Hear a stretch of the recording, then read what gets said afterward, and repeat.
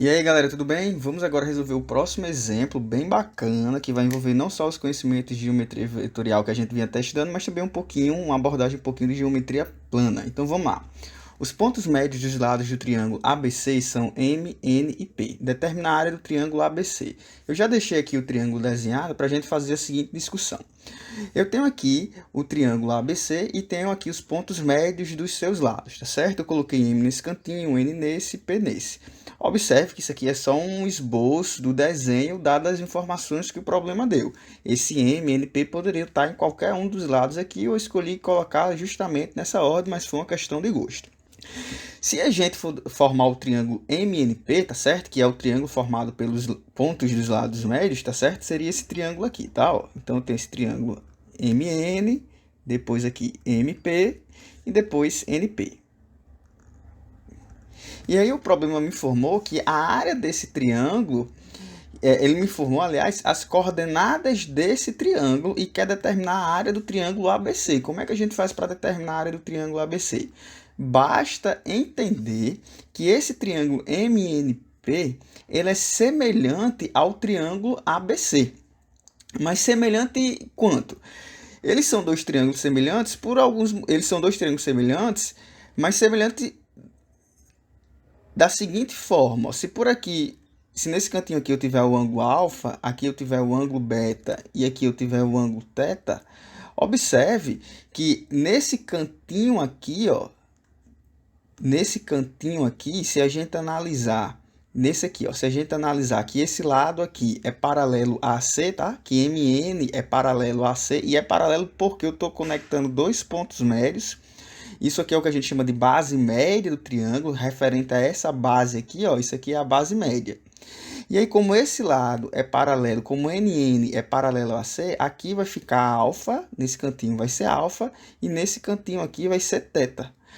E se aqui é alfa, nesse outro cantinho aqui, seguindo o mesmo critério, ó, esse lado aqui, ó, o NP é paralelo a BC, aí nesse cantinho aqui vai ficar o ângulo beta, e nesse cantinho aqui vai ficar o ângulo teta. E se aqui é beta e aqui é alfa, e alfa mais beta mais teta resultam em 180, observe que esses três ângulos aqui, ó, beta, esse que eu marquei, e alfa, eles três resultam 180. Mas beta e alfa fazem 180 com teta, portanto aqui seria teta.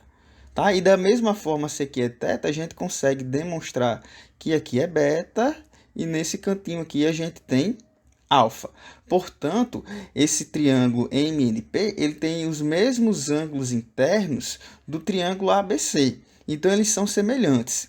Outra coisa que vale acrescentar é que como eu estou conectando aqui base média, tá certo? Esses pontos médios, esse NP vale metade de BC.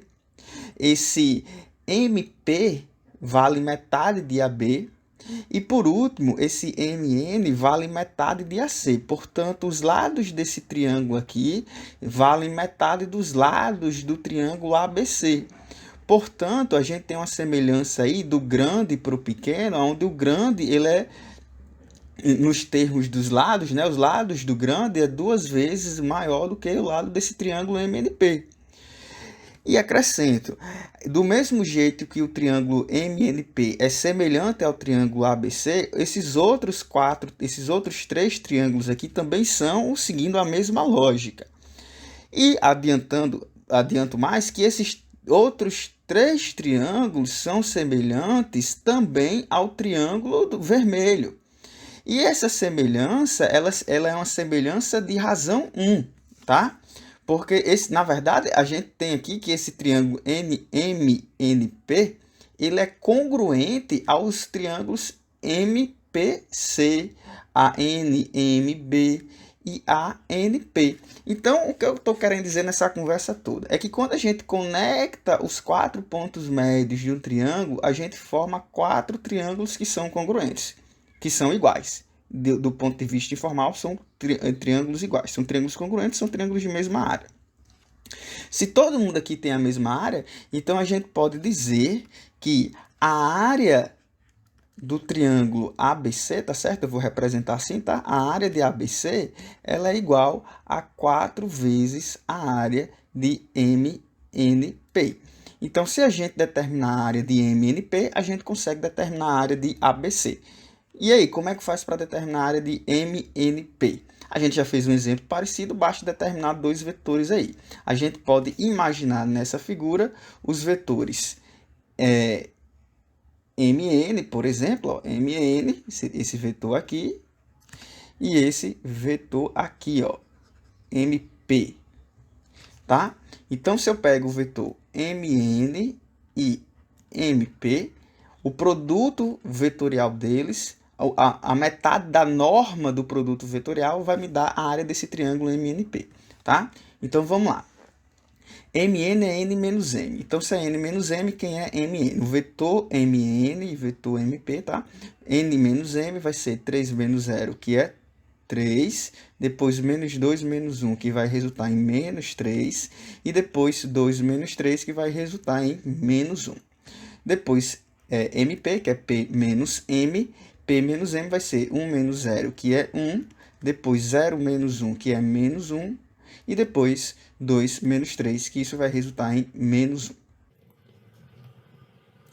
Fazendo o produto vetorial entre MN e MP, a gente vai achar que vetor, tá certo? O produto vetorial entre MP e MN, a gente vai formar lá o nosso determinante, né? Ó, vai ter lá I, J e K, os vetores I, J e K. E as coordenadas de MN, que seria 3, menos 3 e menos 1, depois 1, menos 1, menos 1. E aí, para calcular esse determinante, vamos seguir aquele método que a gente fez em um vídeo, em outro vídeo, né? Que é simplesmente fazer o seguinte. Ó, eu vou ter aqui a diagonal principal, que ela vai resultar, nesse caso aqui, em mais 3i. Essa outra diagonal principal aqui junta com essa daqui, tá certo? Então, é j vezes menos 1 vezes 1. E, portanto, nesse caso aí eu teria menos j.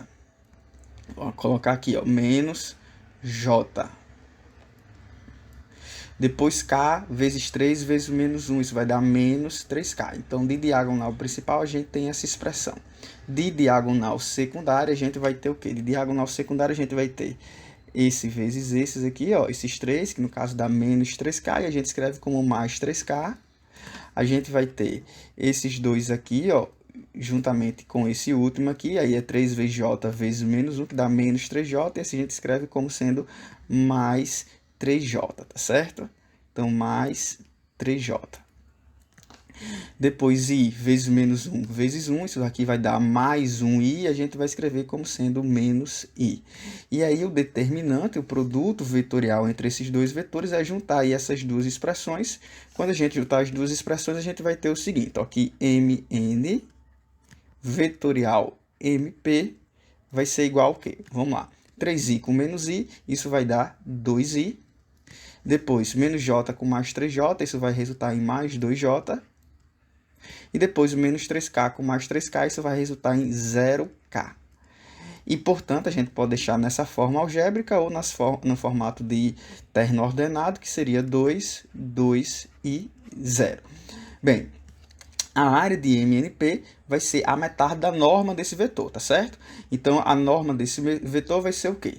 A norma, vou escrever aqui no cantinho, ó, a norma de MN vetorial MP, isso vai ser igual a raiz quadrada de quê? De 2 ao quadrado, mais 2 ao quadrado, mais 0. Então, seria 4 mais 4 mais 0. Então, seria a raiz quadrada de 8. A raiz quadrada de 8, a gente pode simplificar ela como sendo 2 raiz de 2. Então, a norma é 2 raiz de 2.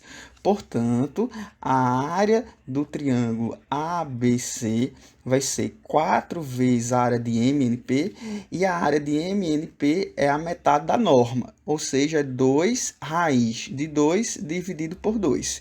Cancelando 2 de cima com 2 de baixo, a gente fica simplesmente com 4 raiz de 2, sendo a área do triângulo ABC. Aí está, a questão bem bacana, né, pessoal? Envolve um pouco de conhecimento de geometria plana para conseguir resolver, mas é uma questão extremamente interessante. Espero que tenham gostado. Qualquer dúvida, deixa aí nos comentários, que assim que possível a gente tenta responder. Valeu, galerinha. Aguardem até o próximo vídeo.